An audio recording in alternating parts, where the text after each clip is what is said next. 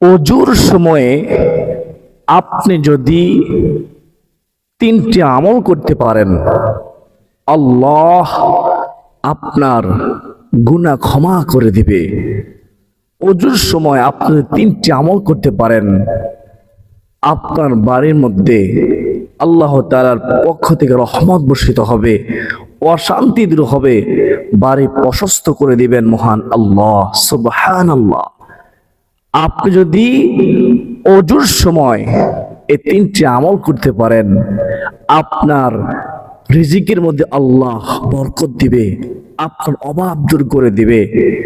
আপনি যদি অজুর সময় এই তিনটি আমল করতে পারেন, আপনার জন্য জান্নাতের 8টি দরজায় আল্লাহ খুলে দিবেন। বলুন না সুবহানাল্লাহ। জান্নাতের 8টি দরজা দিয়ে আপনি যদি যেতে চান, যে কোনো দিয়ে আপনি জান্নাতে যেতে পারবেন ইনশাআল্লাহ।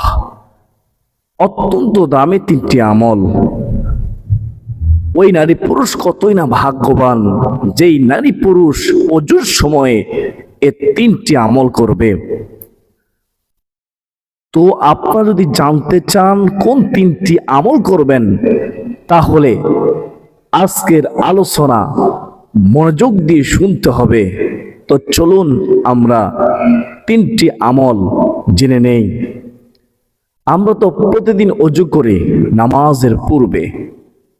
তো অজু শুরু করার পূর্বে আপনি যদি বিসমিল্লাহ না বলেন, তাহলে অজু পরিপূর্ণ হবে না, এমনটা হাদিসের মধ্যে রয়েছে। তো অজু শুরু করার পূর্বে অবশ্যই বিসমিল্লাহ বলে অজু শুরু করতে হবে, অথবা এবার পড়তে পারেন বিসমিল্লাহি আলহামদুলিল্লাহ, অথবা আমরা অনেকে এই দোয়াটি পড়ি অজুর পূর্বের দোয়া, বিসমিল্লাহিল আলিয়্যিল আযীম আলহামদুলিল্লাহি আলা দীনিল ইসলাম আল ইসলামু হাক্কুন আল কুফরু বাতিলুন আল ইসলামু নূরুন আল কুফরু জুলমাহ। আল্লাহ তুমি কবুল করো, আমিন। তো আপনি অজু শুরু করলেন, অজু করতেছেন। অজুর ফরজ কয়টি? অজুর ফরজ হচ্ছে 4টি। সমস্ত মুখমণ্ডল ভালোভাবে ধৌত করা, ডান হাত বাম হাত উভয় হাত উত্তমভাবে ধৌত করা, তারপরে মাথা মাসহে করা, তারপরে উভয় পায়ের টাকনো পর্যন্ত ভালোভাবে ধৌত করা। এই 4টি অঙ্গকে এমনভাবে ধৌত করতে হবে যাতে একটি পশম শুকনো না থাকে। যদি একটি পশম শুকনো থাকে, মনে রাখবেন আপনার অজু হবে না। অজু হচ্ছে নামাজের চাবি, নামাজ হচ্ছে জান্নাতের চাবি। অজু না হলে নামাজ হবে না, নামাজ না হলে আপনি জান্নাত যেতে পারবেন না। তো আমাদের প্রত্যেকের উচিত অজুর সময়ে মনোযোগ দিয়ে অজু করা, যেন প্রত্যেকটি পশমের গোড়ায় গোড়ায় পানি পৌঁছে যায়, অবশ্যই খেয়াল করতে হবে। তো আপনি অজু করতেছেন, অজুর মাঝে মাঝে আপনি নবীজি সাল্লাল্লাহু আলাইহি ওয়াসাল্লামের শিখানো এই দোয়াটি পাঠ করবেন। দোয়াটি কি? আল্লাহুম্মা গফিরলি, আল্লাহুম্মা গফিরলি, আল্লাহুম্মা গফিরলি যানবি যানবি, আল্লাহুম্মা গফিরলি যানবি। তারপর হচ্ছে ওয়াসি'লি ফি দারি, ওয়াসি'লি ফি দারি। তারপর হচ্ছে ওয়াবারিক লি ফি রিজকি, ওয়াবারিক লি ফি রিজকি। আল্লাহুম্মা আমিন। তো এই দোয়ার অর্থ হলো আল্লাহুম্মা গফিরলি যানবি, হে আল্লাহ আমার গুনাহগুলো ক্ষমা করে দাও। ওয়াওয়াসি'লি ফি দারি, আমার বাড়িতে প্রশস্ততা দাও, রিজিকে বরকত দাও। সুবহানাল্লাহ।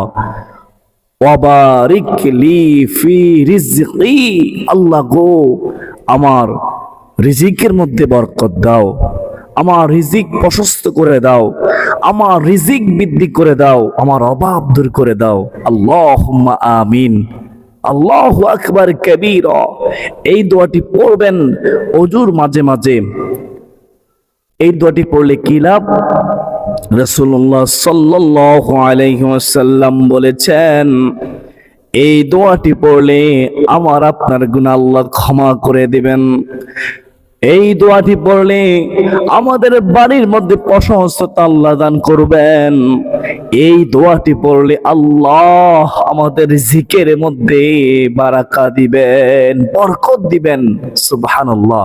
সংসারে চতুর্দিক থেকে নেয়ামত রিজিক আসতেই থাকবে।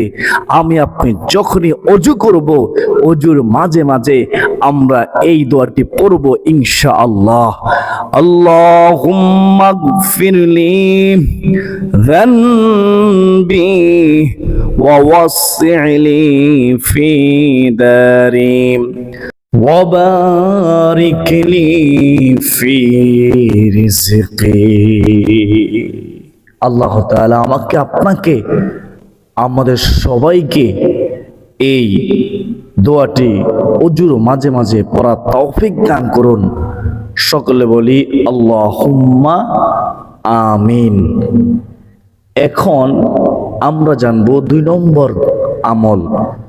2 নম্বর আমলটি হচ্ছে ওযু করার শেষে শাহাদাত আঙ্গুল আকাশের দিকে ইশারা করে কালিমায়ে শাহাদাত পাঠ করা।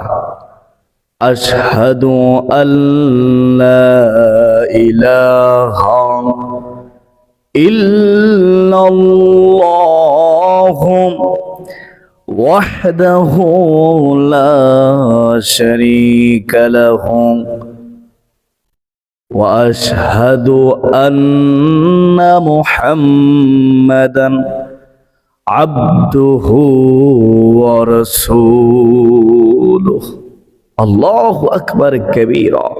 এই কালিমা শাহাদাত, শাহাদাত আঙ্গুল আকাশের দিকে ইশারা করে যদি আপনি একবার পড়তে পারেন, আল্লাহ আপনার জন্য জান্নাতের 8টি দরজাই খুলে দিবেন।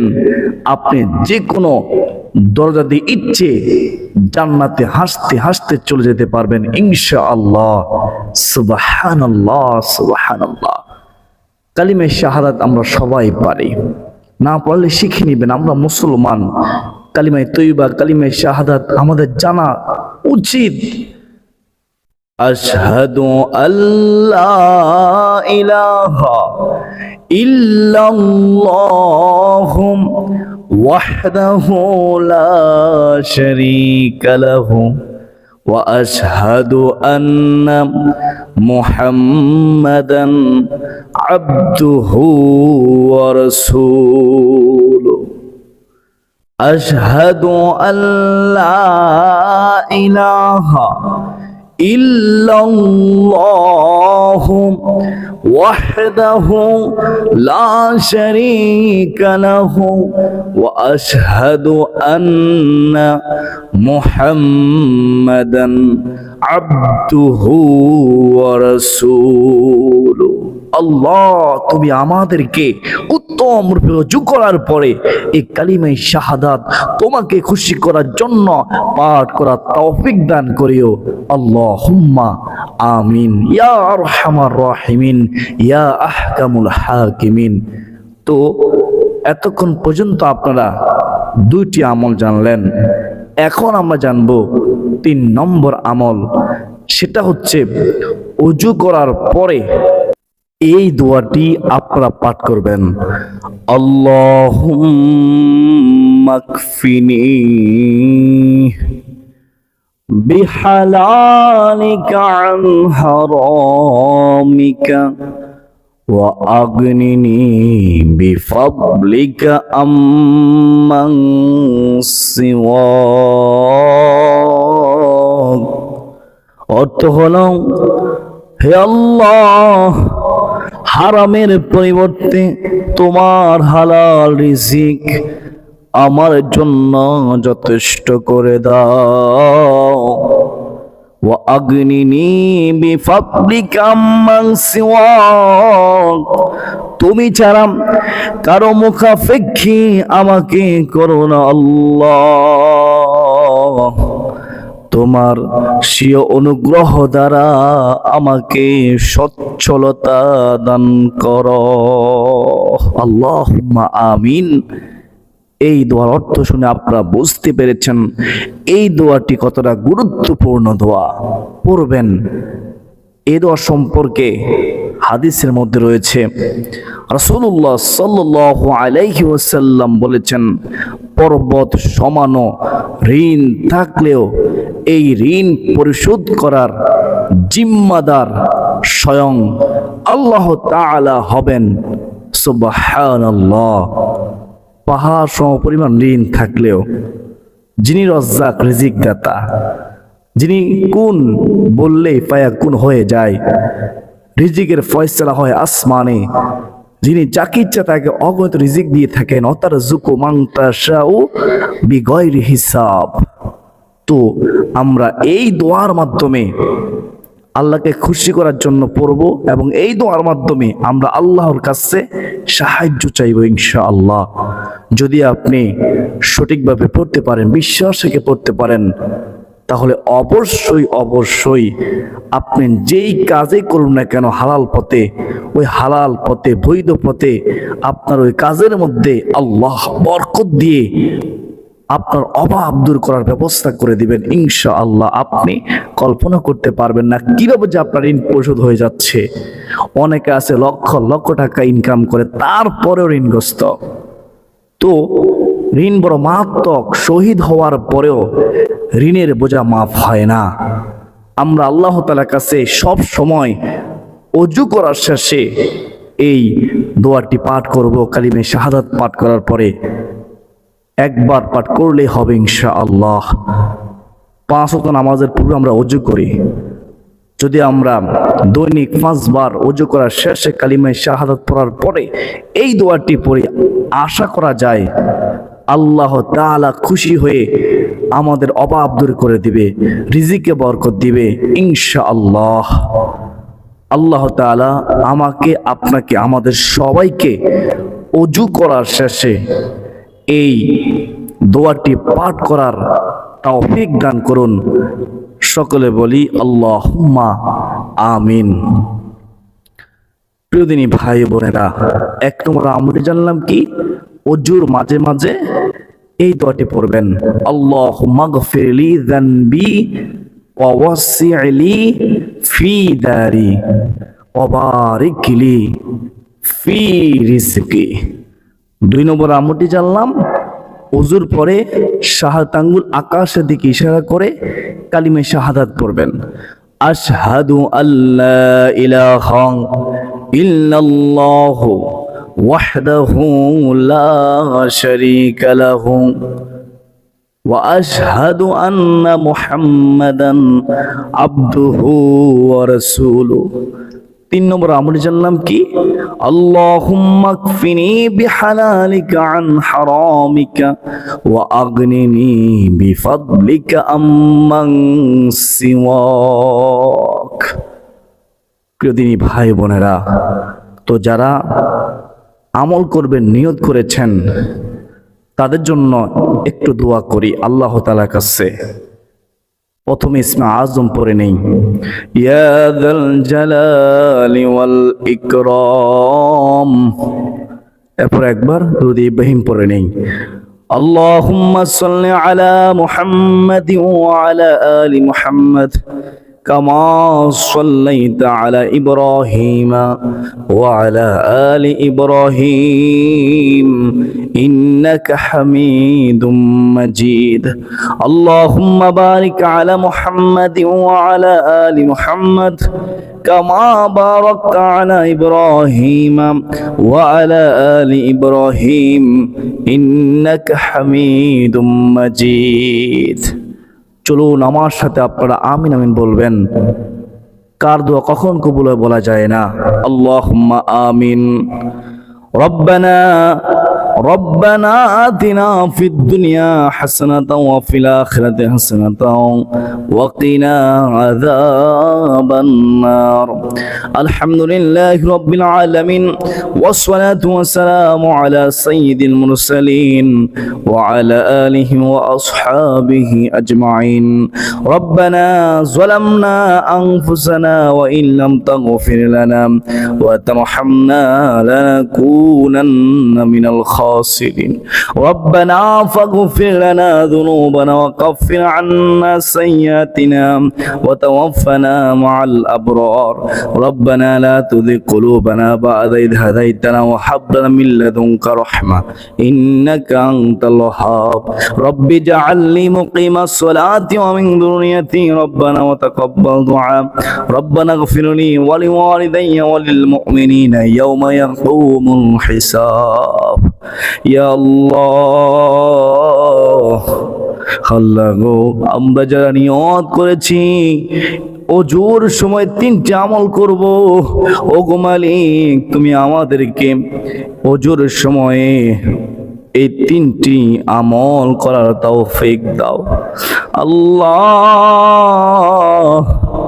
আমরা যারা আমল করব এই আমলের উসিলা করে আমাদের অভাব তুমি দূর করে দিও আমরা যারা আমল করব আল্লাহ ওজোরের সময় তিনটি আমল উসিলায় আমাদের গুনাহ ক্ষমা করে দিও আমাদের অভাব দূর করে দিও আমাদের রিজিকের পথ প্রশস্ত করে দিও আল্লাহ ঋণের বোঝা থেকে আমাদেরকে পরিত্রাণ দিও জাহান্নাম থেকে মুক্তি দিও জান্নাত দান করিও আল্লাহ তুমি রহমান তুমি রহিম এই তিনটি আমলের উসিলায় আমাদেরকে ঈমানের সাথে যতদিন বাঁচবো বাঁচার তৌফিক দিও জীবনে একবার হলো হজ্জে বাইতুল্লাহ নসিব করিও জীবনে একবার হলো তোমার বন্ধু রওজা শরীফ জিয়ারত করার তৌফিক দিও যারা অসুস্থ আছে সবাইকে তুমি পরিপূর্ণ সুস্থতা দান করো আল্লাহ অনেক বিদেশি ভাই দোয়া চেয়েছে বিদেশের জমিনে আকামা নাই কাজ নাই কাজ কর্ম নাই কষ্টের পর কষ্ট দিনগুলো কাটাচ্ছে তুমি ছাড়া তাদের আপন বলতে কেউ নাই রে আল্লাহ তাদের সকলের জামিনদার তুমি হয়ে যাও সকল প্রকার বিপদ আপদ দূর করে দাও সকল বিদেশিকে তুমি হেফাজত করো আল্লাহ আল্লাহ আমাদের মা বাবা দাদা দাদি নানা নানি শ্বশুর শাশুড়ি আত্মীয় পাড়া প্রতিবেশী যে এখানে অন্ধকার কবরে প্রত্যেক কবরটুকু জান্নাতের বাগান বানায়া দাও আল্লাহুম্মা রাব্বির হামহুমা কামা রাব্বায়ানি সগীরা আল্লাহুম্মা রাব্বির হামহুমা কামা রাব্বায়ানি সগীরা ওয়াজআল আখির কালিমাতান ইনদাল সাকরাতুল মাউত শাহাদাতান লা ইলাহা ইল্লাল্লাহু মুহাম্মাদুর রাসূলুল্লাহ সাল্লাল্লাহু তাআলা আলাইহি ওয়াসাল্লাম আমরা সবাই সবার জন্য সব সময় দোয়া করার চেষ্টা করব দোয়া করলে তাকদীর পরিবর্তন হয় দোয়া করলে আল্লাহ খুশি হয় দোয়া না করলে আল্লাহ রাগ করে তা আমাদের উচিত বেশি বেশি করে দোয়া করা সব সময় দোয়া করা আল্লাহ তাআলা আমাদের সবাইকে বেশি বেশি দোয়া করার তৌফিক দান করুন আল্লাহুম্মা আমিন ওয়া মা আলাইনা ইল্লাল বালাগ আসসালামু আলাইকুম ওয়া রাহমাতুল্লাহি ওয়া বারাকাতুহু।